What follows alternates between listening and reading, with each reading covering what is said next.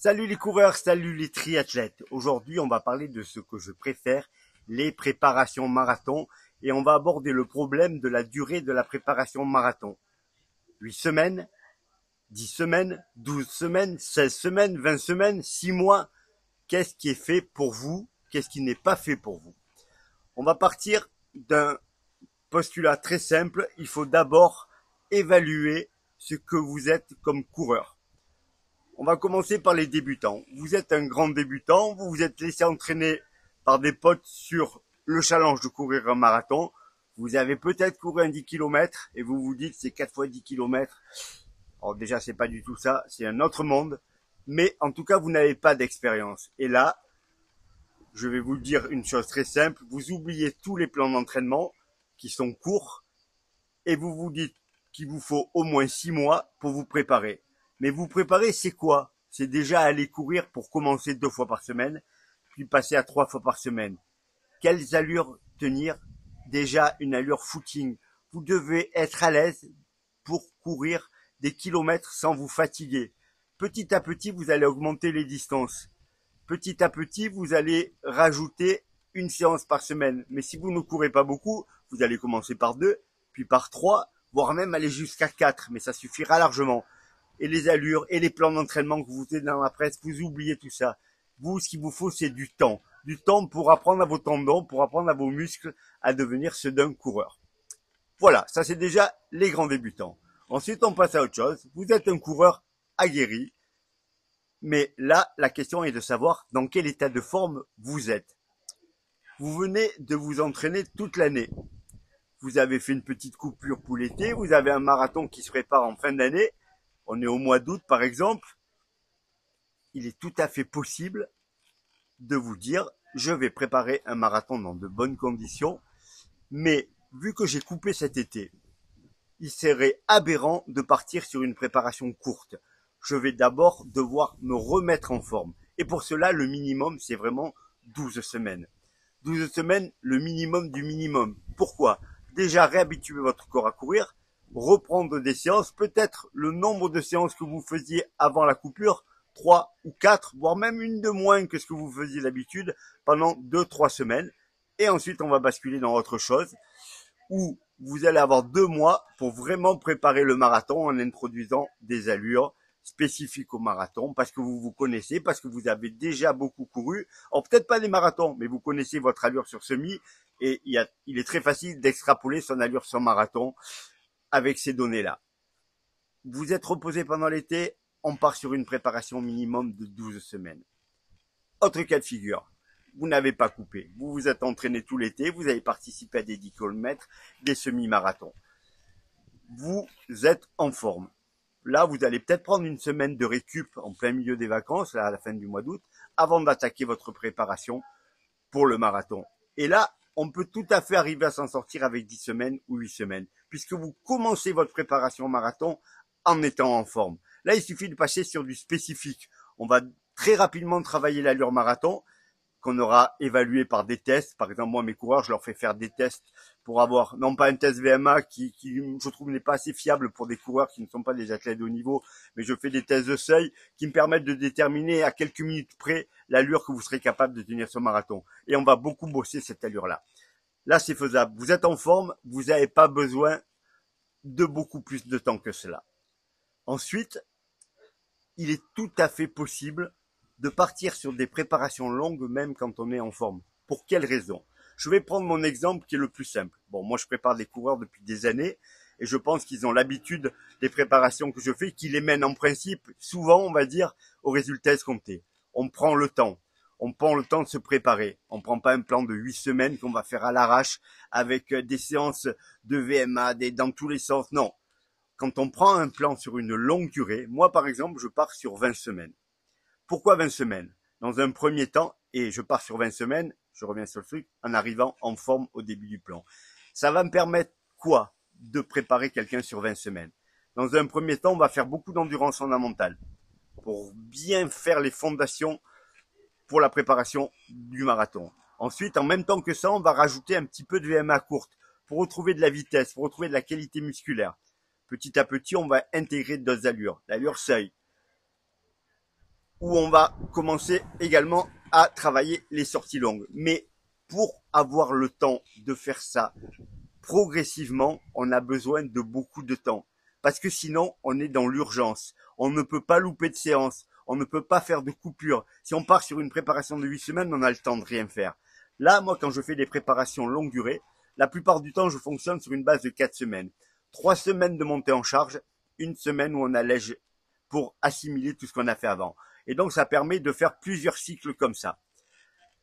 Un cycle d'endurance fondamentale avec un peu de VMA, un cycle où on va travailler le seuil, s'approcher de travailler le recyclage des lactates, et après on va travailler les allures marathon très vite. Moi, je fais travailler l'allure marathon très vite. Pour travailler l'allure marathon, je l'intègre souvent à la sortie longue. Mais pour que ça soit faisable, on va monter très progressivement. Je vais prendre un exemple. Moi, je vais attaquer pour moi ma préparation marathon du Valence la semaine prochaine. Je suis à 20 semaines. Ça fait 2 mois que je m'entraîne déjà. Je me suis remis en forme pour pouvoir attaquer dans de bonnes conditions et être capable de tenir les allures. Là, je vais faire petite machine arrière et je vais reprendre différemment. Par exemple, l'allure marathon, je vais recommencer à la bosser, mais sur des durées très courtes, juste pendant ma sortie longue, pour que mon cerveau mémorise à bloc mon allure marathon. Pour moi, c'est 3,53, 3,54. Je veux que mon cerveau et que mon corps connaissent par cœur cette allure. Donc, je vais commencer très longtemps à l'avance. Mais pas longtemps. Par exemple, je vais faire une sortie d'1 h 30 et je vais intégrer 2 fois 10 minutes allure marathon au milieu de cette sortie. C'est pas le but du début de la prépa. Là, c'est juste pour travailler mon cerveau et mon habitude. À côté de ça, je vais faire des séances de qualité où je vais travailler un petit peu ma VMA courte parce que j'ai besoin d'augmenter un petit peu mon moteur pour aller chercher la perf que je veux aller chercher à Valence. Et qu'en vieillissant, la VMA, elle a tendance à baisser et moi, il faut que j'arrête de la faire baisser, voire même que j'essaie de regratter un petit demi-kilomètre-heure. Donc, j'intègre du fractionné court, du fractionné progressif, plein de choses. Voilà, tout en faisant attention de ne pas me blesser, parce qu'avec les années, également, on est plus fragile. Donc, peut-être pas toutes les semaines, tout ça. Mais j'ai le temps, en fait. J'ai le temps de travailler la VMA, puisque je suis à 20 semaines. Je vais faire un cycle de VMA de 4 semaines, qui sera agréé sur d'autres choses, mais je ne vais pas intégrer la VMA dans la fin de ma préparation, où j'en aurai plus besoin, puisque je l'aurai travaillé avant. Et là, ce qui sera important pour moi, c'est d'augmenter ma capacité à courir à allure marathon. Donc, je pars sur 20 semaines et je découpe ça en petits bouts. 4 semaines où je vais faire de la VMA, puis ensuite 4 semaines où je vais beaucoup travailler le seuil, c'est-à-dire une allure qui est au-delà, qui a 85% de ma VMA pour ceux qui connaissent les chiffres, parce que je sais que c'est là où je fabrique du lactate. Et le lactate, on sait maintenant que c'est un carburant et qui permet de mieux courir sur des longues distances. Comment ça marche à très haut niveau, hein. Quand vous avez Kipchoge qui a tenté de qui a battu le record du monde fictif en courant le marathon en moins de 2 heures, c'était 2,50 au kilomètre. Il n'a pas couru à 2,50 au kilomètre. Lui, puisqu'ils avaient des données super précises, il faisait un petit peu à 2 minutes 48 au kilo. Là, il créait des lactates, c'est-à-dire qu'il était au-dessus de son seuil. Et ensuite, le kilomètre d'après, il passait à 2,52 au kilo pour recycler le lactate et pour en refabriquer. Et donc, il montait, il descendait, il montait, il descendait. Alors, sur des athlètes comme ça, ils sont capables de le faire de façon très précise. Pour nous, les athlètes lambda, c'est beaucoup plus compliqué, on n'a pas toutes les données. Moi, je sais que je préfère courir mon marathon à allure constante et à essayer de finir plus vite que ce que je commence. Donc, je vais pas faire ça en course. Par contre, à l'entraînement, oui, je vais aller travailler ces allures-là où je produis des lactates et ensuite j'essaie de les recycler en descendant. Moi, j'ai une séance très simple où je varie. Je passe d'allure marathon à allure seuil. Ça peut être, je vais dire, 8 minutes à allure marathon, suivi de 4 minutes seuil.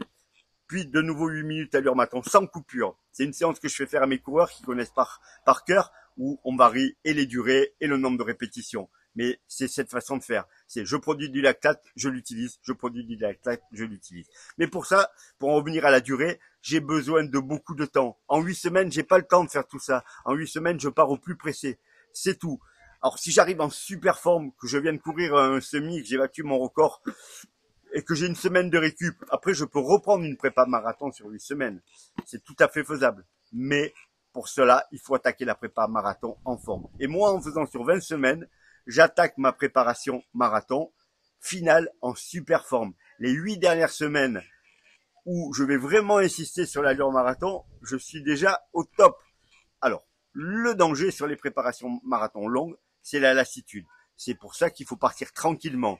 Il faut pas trop en faire au début, sinon on arrive en forme trop tôt. Ça m'est arrivé également, notamment l'année dernière, quand je préparais Valencia, où je suis arrivé un petit peu trop tôt en forme. J'ai couru un semi à l'entraînement en 1h19. J'avais plus le niveau que j'avais le jour du marathon parce que j'étais en phase de descente, surtout que j'avais enchaîné le marathon de Berlin avant. Donc, préparation longue, pour moi, c'est vraiment l'idéal. Sauf si vous êtes quelqu'un qui fait des courses en permanence et que, effectivement, vous avez fait des prépas pour les semis, des prépas pour des 10 km et qu'il vous reste une dizaine de semaines. Vous faites une petite semaine de coupure et vous enchaînez sur une prépa marathon. Sinon, je vous conseille vraiment à tous d'allonger la sauce. Mais le minimum quand on est un coureur lambda et qu'on court régulièrement, c'est 12 semaines, c'est 3 mois. Ça demande du temps, ça va vous prendre du temps sur vos amis, sur tout ça, mais ça vous laisse le temps de faire les choses correctement. Vous pouvez tout à fait commencer, si vous courez 3 fois par semaine, par continuer à courir 3 fois par semaine pendant 3-4 semaines, puis vous passez à 4 ensuite. L'augmentation, elle est progressive. Ça va vous permettre d'avoir une qualité d'entraînement que vous n'auriez pas autrement. Ça va vous permettre également de sauter des séances parce que vous avez un week-end qui n'était pas prévu. C'est pas grave.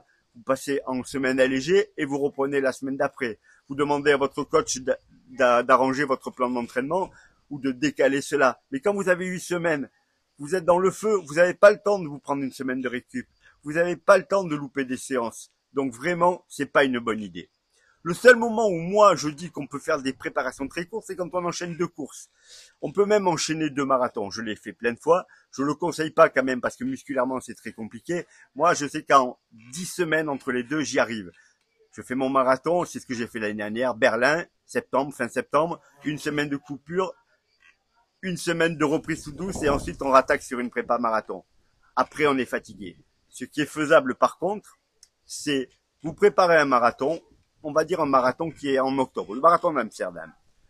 Vous avez fait tout ce qu'il fallait et le jour de la course, ça se passe très très mal. Au 25e kilomètre, vous craquez, ça avance plus. Là, ce que je vous conseille de faire, c'est si vous pensez que c'est mort, plutôt que de sombrer dans la dépression parce que vous êtes préparé pendant des mois, vous finissez votre course en footing et vous vous retrouvez à avoir fait une sortie très longue, 25 km allure marathon et un footing derrière.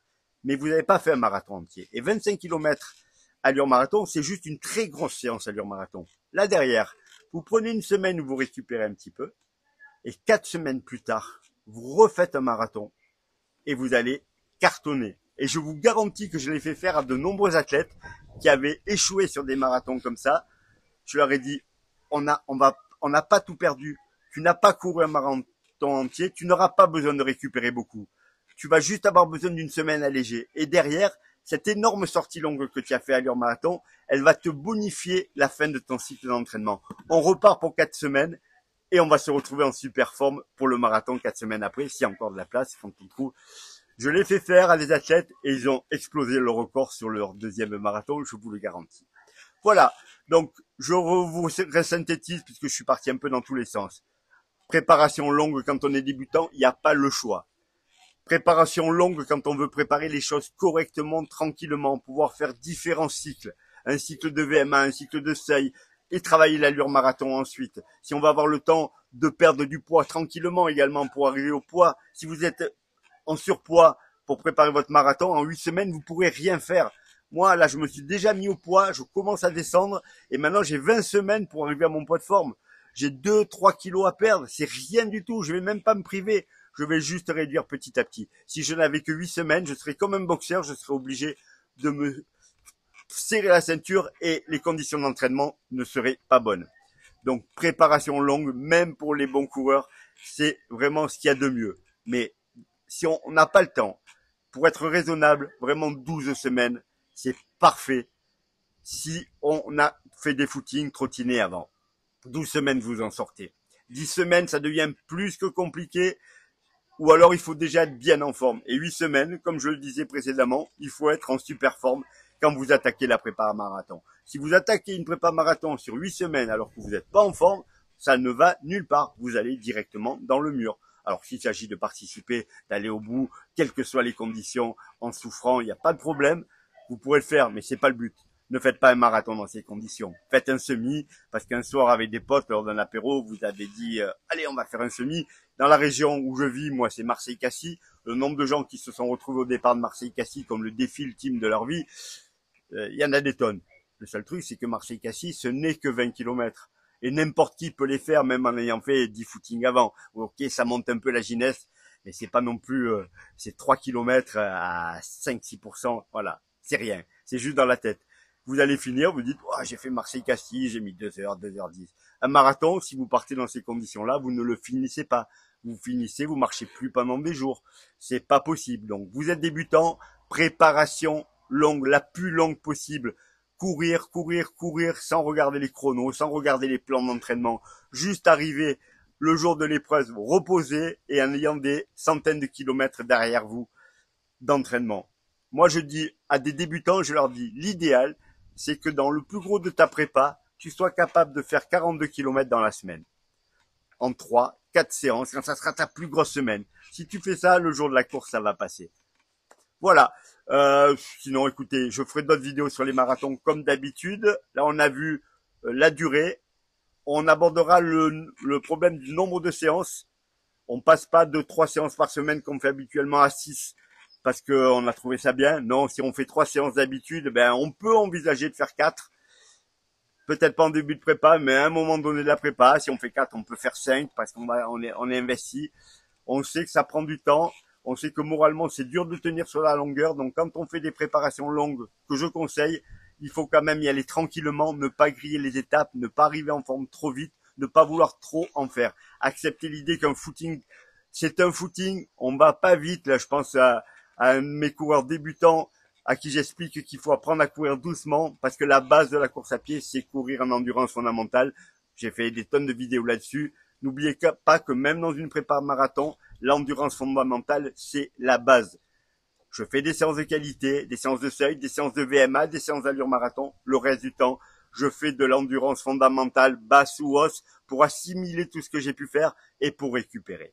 Voilà les coureurs, voilà les triathlètes. J'espère que cette vidéo vous a intéressé. N'hésitez pas à la liker, bien entendu, à vous abonner. Il y a peu d'abonnés sur la chaîne encore, ça monte petit à petit. Si vous avez des potes qui font de la course à pied, n'hésitez pas à partager mes vidéos. Je pense qu'ils pourront trouver quelque chose d'intéressant. Et puis s'ils trouvent rien qui les intéresse, eh ben ils zapperont. Mais sinon, proposez-leur mes vidéos, c'est sympa en tout cas. Je vous dis à bientôt à tous, entraînez-vous bien et merci d'avoir regardé la vidéo.